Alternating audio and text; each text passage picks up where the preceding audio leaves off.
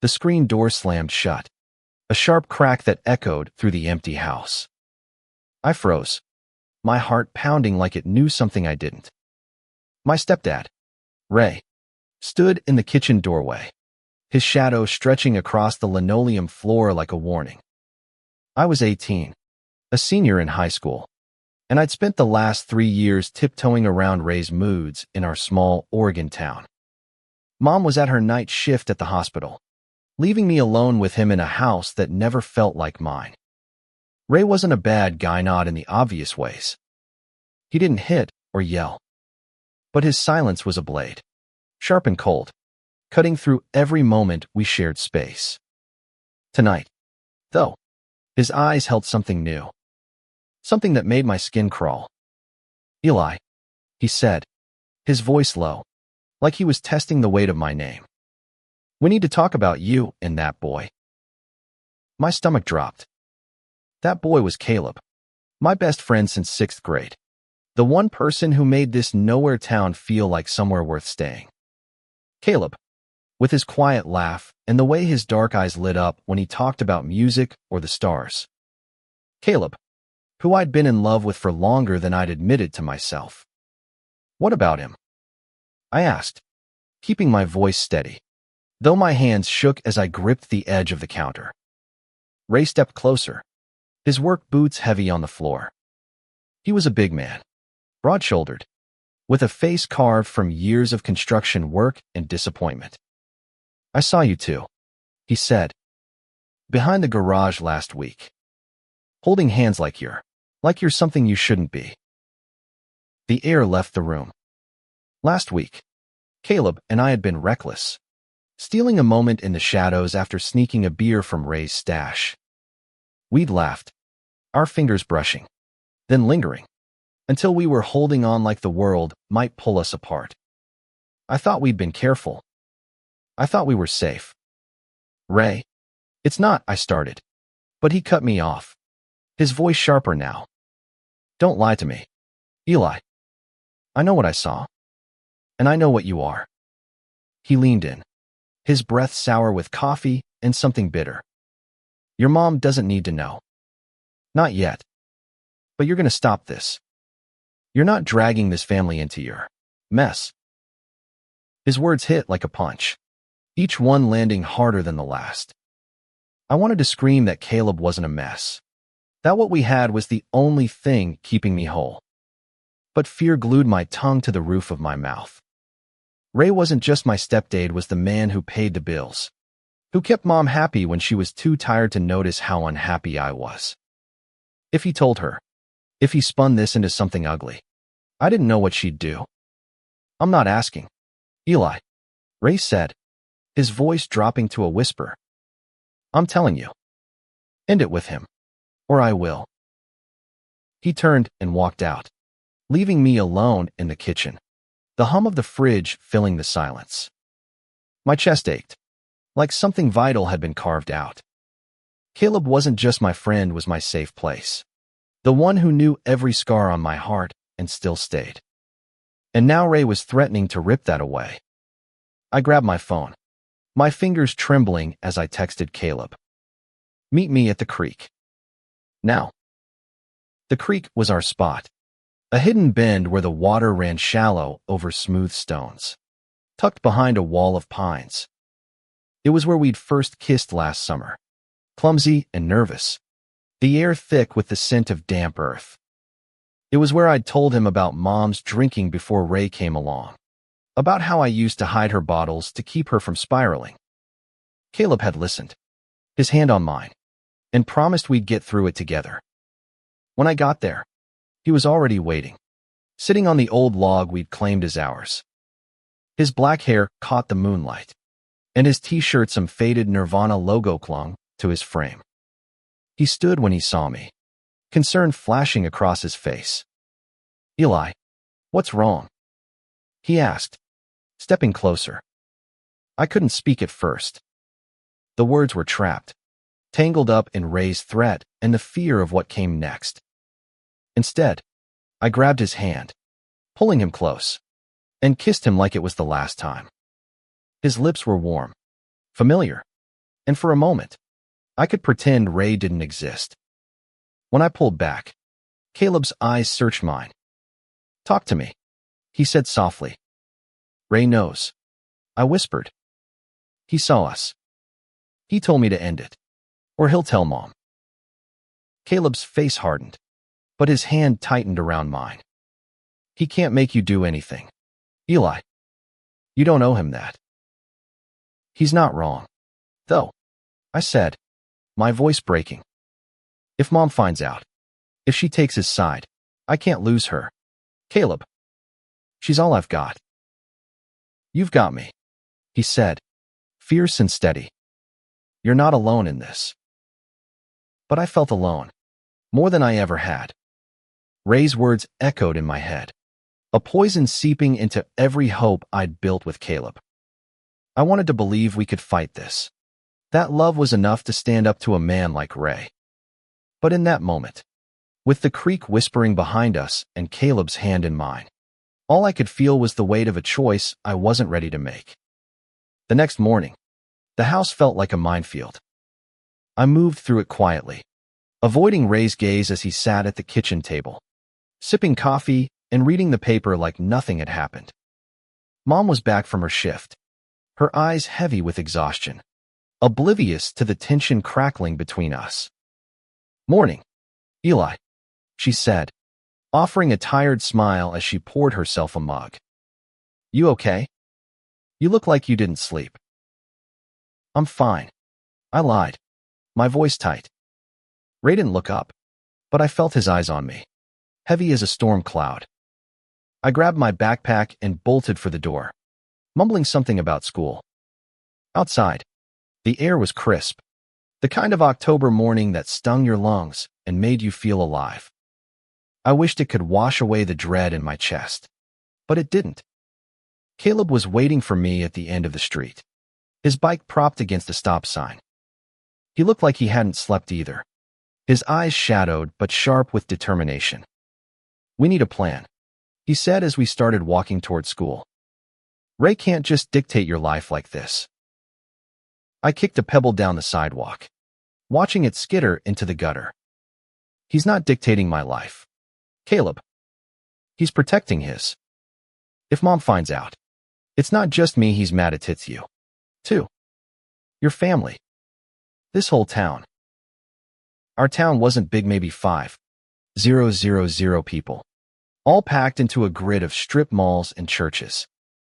People here like things predictable, and two guys holding hands behind a garage didn't fit that picture.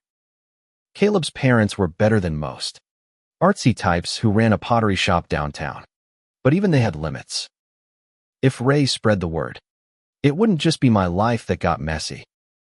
"Then we leave," Caleb said, his voice low but fierce.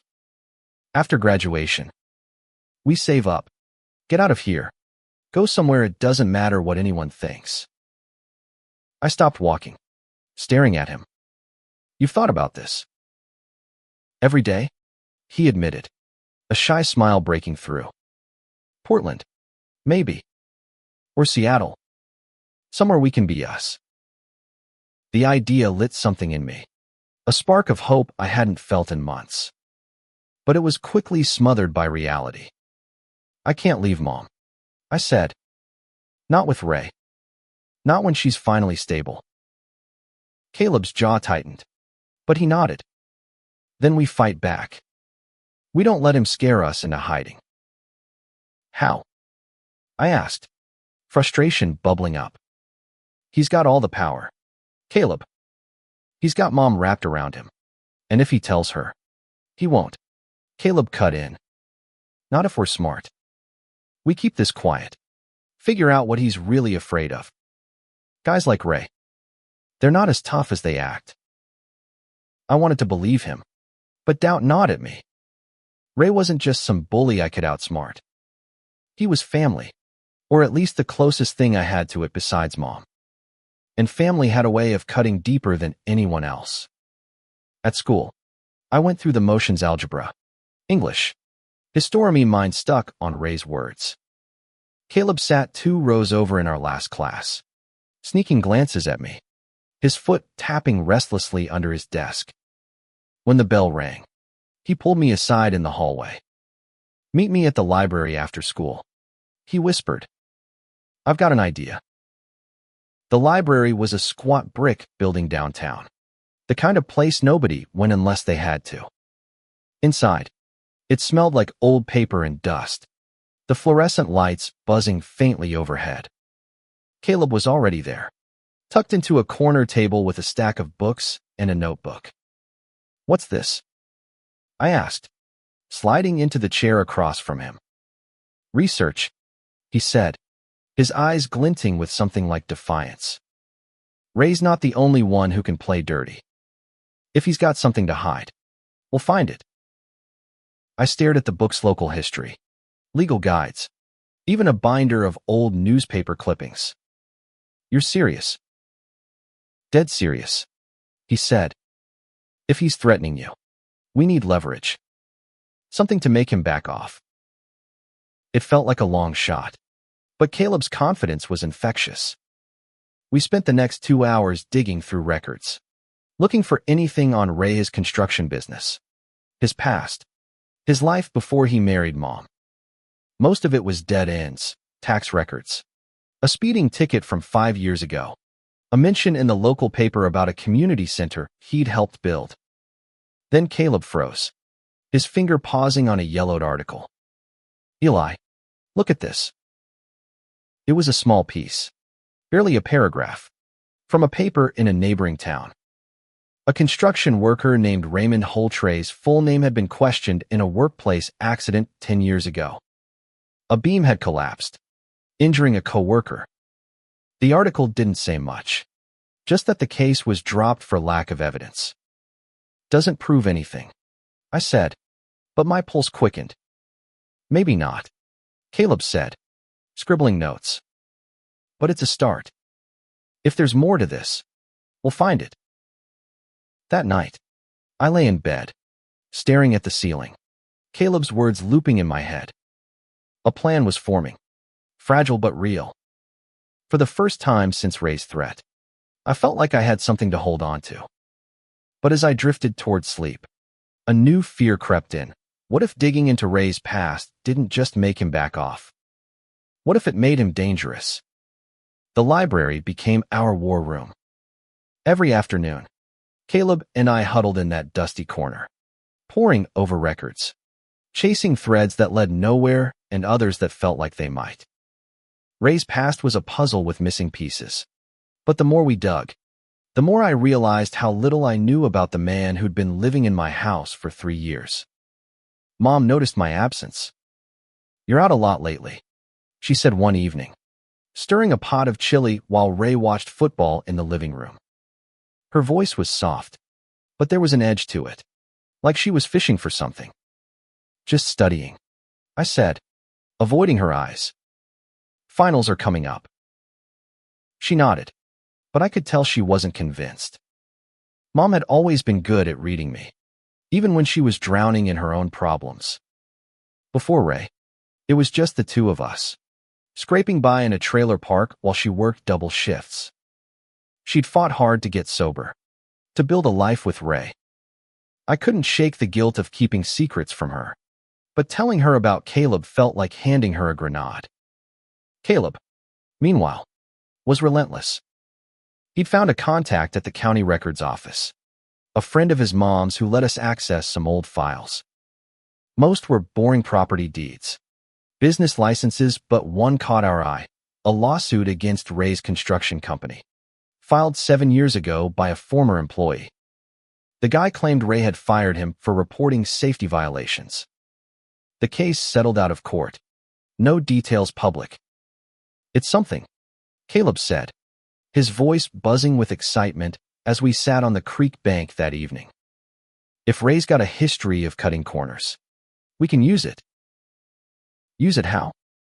I asked, tossing a stone into the water. "It's not like we can prove anything." "We don't need proof," Caleb said. "We just need him to think we've got something. Enough to scare him into leaving us alone." It sounded risky, like poking a bear with a stick. But Caleb's confidence was a lifeline, and I clung to it. We started drafting a letter, an anonymous one, vague but pointed, hinting that we knew about the accident and the lawsuit. The plan was to leave it in Ray's truck. Let him sweat without knowing it was us. That night, I slipped out after Mom went to bed, the letter folded in my pocket. Ray's truck was parked in the driveway, its faded red paint glinting under the streetlight. My heart hammered as I opened the door, the hinges creaking louder than I expected. I tucked the letter under the visor, where he'd find it in the morning. Back in my room, I couldn't sleep. Every creak of the house felt like Ray coming to confront me. When morning came, he was quieter than usual, his eyes scanning the kitchen like he was looking for clues. He didn't mention the letter, but I saw him check his truck twice before leaving for work. At school, Caleb was waiting by my locker, his grin wide. "Did you do it?" I nodded, my stomach twisting. "Now what?" "Now we wait," he said. "See how he reacts." But waiting was torture. Every time Ray looked at me, I wondered if he knew. Every time Mom asked how my day was, I felt the weight of the secret I was keeping. I started avoiding the house, spending more time at Caleb's, where his parents welcomed me with warm smiles and plates of homemade tamales. Their house was chow spots everywhere, music always playing, but it felt like a home in a way mine never had. One night, Caleb's mom caught me staring at a photo of him as a kid, gap-toothed and grinning on a beach. "He's lucky to have you," she said, her voice kind but knowing. I froze, wondering how much she guessed. "Thanks," I mumbled, my face hot. She patted my shoulder. "Love's never easy, Eli, but it's worth it." Her words stayed with me, a quiet anchor in the storm of fear and guilt. But they also made me realize how high the stakes were. If Ray followed through on his threat, it wasn't just Caleb and me who'd pay the price. It was our families, our futures, everything we'd dared to dream about. A week later, Ray cornered me in the garage. I was grabbing my bike when he appeared, his shadow filling the doorway. "You think you're clever, don't you?" he said, his voice low and dangerous. My heart stopped. "What are you talking about?" He pulled the letter from his pocket, crumpled but unmistakable. "This.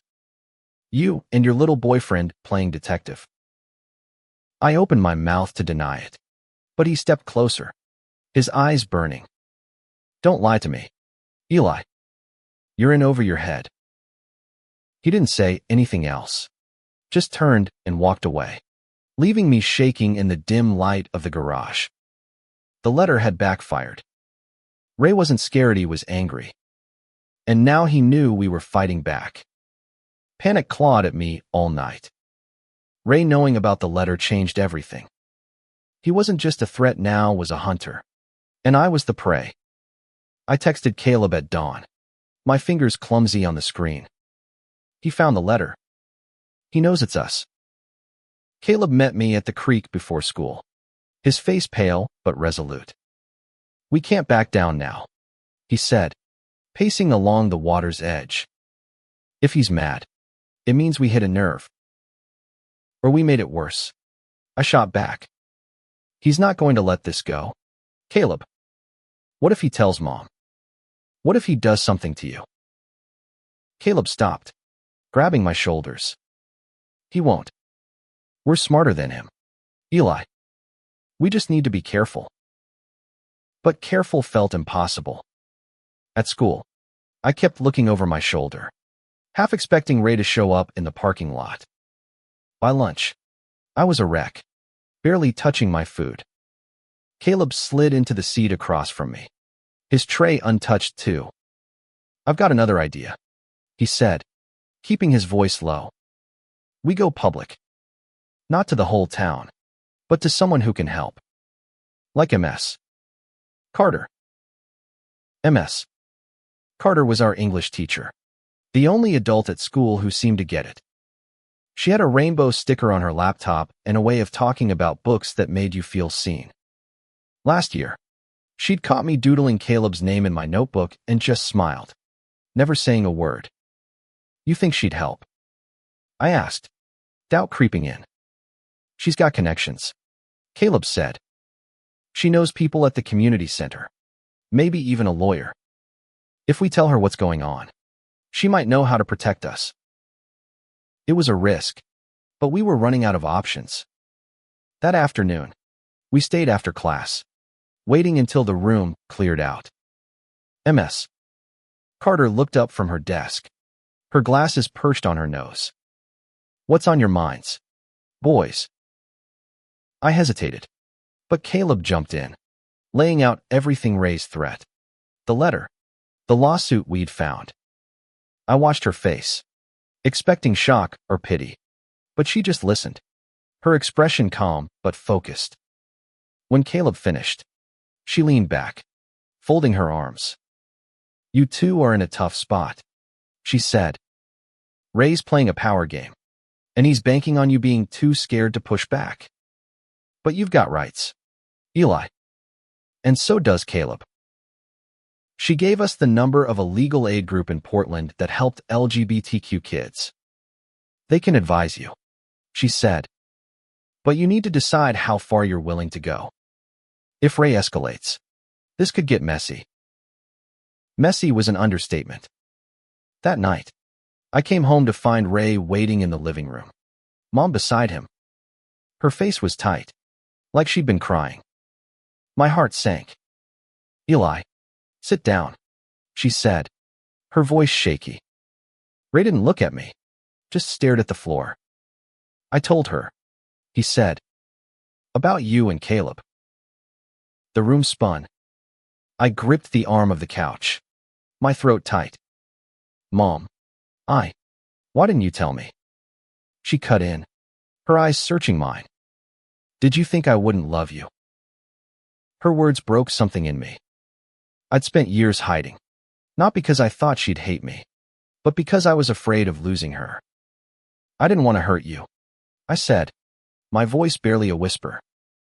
Ray stood, his jaw tight. This isn't about hurt, Eli. It's about what's right. You're confused, and I'm not letting you drag this family down with you. Ray, stop, Mom snapped, her voice sharp. She turned to me, her hand reaching for mine. Eli, I don't care who you love. I just want you to be honest with me. For a moment, I felt lighter, like a weight had lifted. But Ray's eyes were on me, cold and unyielding. He wasn't done. And neither was I.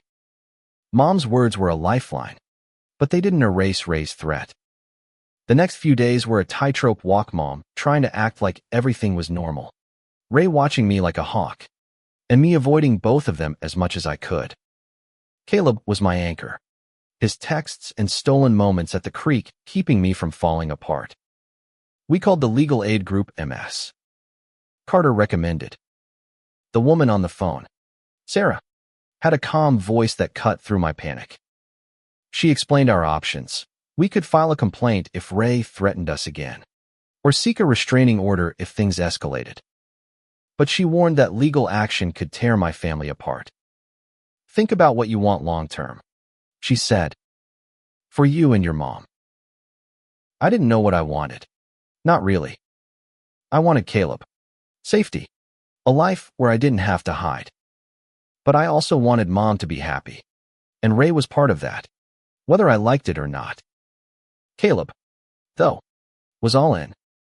We need to confront him, he said one evening, sitting cross-legged on his bedroom floor, a guitar resting against his knee. Not with threats, but face to face. Show him we're not scared. I laughed, bitter. I am scared. Caleb. He's not some high school bully. He's got power over me, over Mom. Then we take it back, he said, his eyes fierce. We tell him we know about the lawsuit, the accident. We tell him we've got people on our side. It was a gamble, but I was tired of running. We planned it for Saturday, when Mom would be at a hospital training all day. Ray would be home, probably tinkering in the garage. We'd confront him together, lay out everything we'd found, and make it clear we weren't backing down. Saturday morning, I woke with my heart in my throat. Caleb met me at the end of the street, his hands stuffed in his pockets, his jaw set. "You ready?" he asked. "No," I admitted. "But let's do it." We found Ray in the garage, his head bent over an old lawnmower. The air smelled of oil and sawdust, and the radio played some country song I didn't know. He looked up when we walked in, his eyes narrowing. "What's this?" he said, wiping his hands on a rag. I took a deep breath, Caleb's presence beside me giving me strength. "We know about the accident," I said. "The one 10 years ago. And the lawsuit. If you don't leave us alone, we'll make sure everyone else knows, too." Ray's face went still, like a mask had slipped into place. For a moment, I thought he'd explode, but he just laughed. A low, ugly sound. "You think you can blackmail me? Your kids. You've got nothing." "We've got enough," Caleb said, stepping forward. "And we've got people who'll listen. You can't control us, Ray." He stared at us, his eyes flicking between me and Caleb. Then, to my shock, he softened, his shoulders slumping. "You don't get it, do you?" he said. "I'm not the bad guy here. I'm trying to protect your mom, Eli. This town, they'll tear her apart if they find out about you." His words hit hard, not because they were true, but because they echoed my own fears. I'd spent years worrying about what people would think, what it would do to Mom. But hearing Ray say it felt like a betrayal, like he was using her to justify his own prejudice. "You don't get to decide what's best for her," I said, my voice shaking. "Or for me." Ray shook his head, tossing the rag onto the workbench. "You're making a mistake, Eli. You both are." He walked out, leaving us standing in the garage, the air heavy with unspoken threats. Caleb grabbed my hand, squeezing tight. "We did it," he whispered. "He's rattled." But I wasn't so sure. Ray's words lingered, a reminder that this wasn't over. And as we left the garage, I couldn't shake the feeling that we'd just started a war we might not win. The confrontation didn't stop Ray. If anything, it made him bolder. He didn't bring up the lawsuit again, but he started watching me closer, his presence like a shadow I couldn't shake. At dinner, he'd make small comments about family values or keeping things normal that cut deeper than any direct threat. Mom didn't notice, or maybe she didn't want to. She was too busy keeping the peace, her smiles brittle as glass. Caleb and I kept digging, but the trail on Ray's past went cold. The accident and lawsuit were all we had, and they weren't enough to do real damage. Sarah from the legal aid group called back, offering to meet us in Portland if things got worse. "Document everything," she said. "Every threat, every conversation. It matters." So I started keeping a journal, scribbling down Ray's words, the dates, the way his eyes followed me. It felt like betrayal, writing about my own family, but it was also a release, a way to take back some control. Caleb read it one night at the creek, his face grim. "This is serious, Eli," he said. "He's trying to wear you down." "He's winning," I admitted, my voice barely above a whisper. "I'm so tired, Caleb. I just want to be with you without all this." He pulled me close, his arms strong around me. "We'll get there," he promised. "We just have to hold on." But holding on was harder every day. At school, rumors started swirling, nothing concrete, just whispers about me and Caleb spending too much time together. I didn't know if Ray had said something or if small-town gossip was doing its work, but it made every hallway feel like a gauntlet. One afternoon, I found a note in my locker. No name, just a single line in sharp black ink. Fags don't belong here. My hands shook as I crumpled it, my eyes scanning the crowded hallway for a culprit. Caleb found me there, frozen, and when I showed him the note, his face went dark. "We're telling MS. Carter," he said, grabbing my arm. She took one look at the note and called the principal. By the end of the day, the school was investigating, but I knew they'd find nothing. Notes like that were ghosts, impossible to trace. MS. Carter pulled us aside after, her voice firm.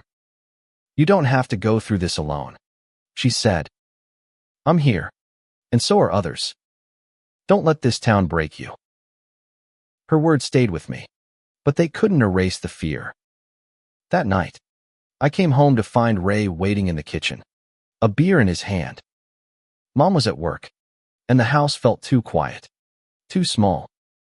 "You're stirring up trouble," he said, his voice low.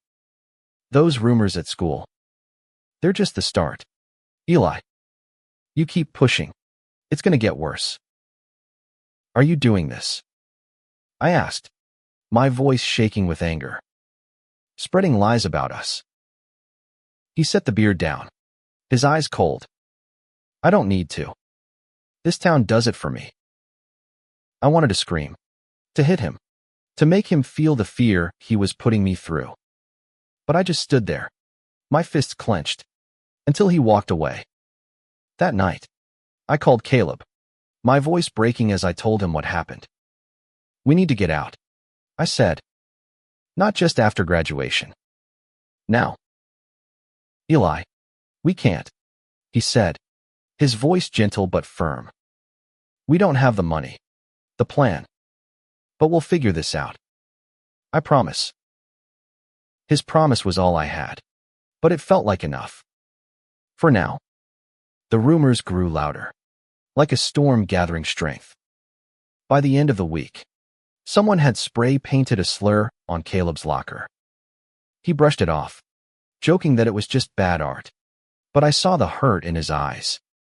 I wanted to protect him, to take the weight of this town's hate and carry it myself, but I didn't know how. We met Sarah in Portland that weekend, driving an hour in Caleb's beat-up Civic.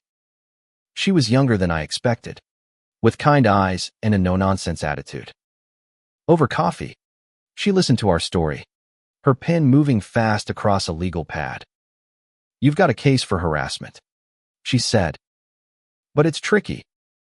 Ray hasn't done anything physical, and the school incidents are hard to pin on him. Your best bet is to keep documenting and build a paper trail." "What about Mom?" I asked. "If we push this, what happens to her?"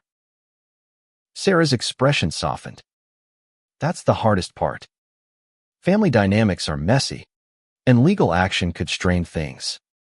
But you deserve to feel safe. Eli. Both of you." On the drive back, Caleb was quiet, his hands tight on the wheel. "What are you thinking?" I asked. "I'm thinking I love you," he said, his voice raw. "And I'm thinking I'd do anything to keep you safe, even if it means leaving." His words hit me like a wave, warm and overwhelming. "I love you too," I said, the first time I'd said it out loud. It felt like a vow, like we were binding ourselves together against the world. But the world wasn't done with us. That night, I came home to find Mom and Ray arguing in the kitchen. I froze in the doorway, catching fragments of their words me name. Caleb's. Disgrace. Mom's voice was sharp, angrier than I'd ever heard. "You don't get to decide who he loves. Ray," she said. "He's my son." "He's making a mistake," Ray shot back. "And you're too soft to see it." I stepped in, my heart pounding. "Stop," I said, my voice louder than I meant. They both turned, startled. "This is my life, not yours. And I'm not ashamed of who I am." Mom's eyes filled with tears, But she nodded, reaching for me. Ray just stared, his face a mask of frustration and something else, fear. Maybe. For the first time, I saw him not as a threat, but as a man afraid of losing control. The next day, Caleb and I made a decision. We'd stay, but we'd fight together. Openly. No more hiding. We started small, holding hands at school, ignoring the stares. Ms. Carter rallied other teachers, creating a safe space club that met after school. Slowly, a few other kids joined, sharing their own stories. Ray didn't back down, but he didn't escalate either. Maybe Mom's words had gotten through, or maybe he saw we weren't scared anymore. Either way, the balance was shifting. Graduation was 3 months away, and Caleb and I had a plan. We'd save every penny, move to Portland, start fresh. Mom was on our side now, her love stronger than Ray's anger. She started standing up to him, small ways at first, calling him out when he made snide comments, refusing to let him control the narrative. One night, she pulled me aside, her eyes soft but fierce. "I'm proud of you, Eli," she said. "I'm sorry I didn't see how much you were hurting." I hugged her, the first real hug we'd shared in years. "It's okay," I said. "We're okay now." Ray never apologized, but he stopped pushing. The rumors at school faded, replaced by a quiet acceptance from some and indifference from others. The Safe Space Club grew, a small beacon in a town that wasn't ready to change but couldn't stop it either. On our last night at the creek before moving, Caleb and I sat on our log, the water glittering under the stars. "We made it," he said, his hand warm in mine. "We did," I said, my heart full. Ray's words still lingered, but they didn't define me anymore. I was Eli, in love with Caleb, and no one could take that away. As we walked back to town, hand in hand, I realized something. The fight wasn't just about us. It was about every kid who'd come after, who'd need a place to feel safe, to love without fear. And that was a fight worth winning.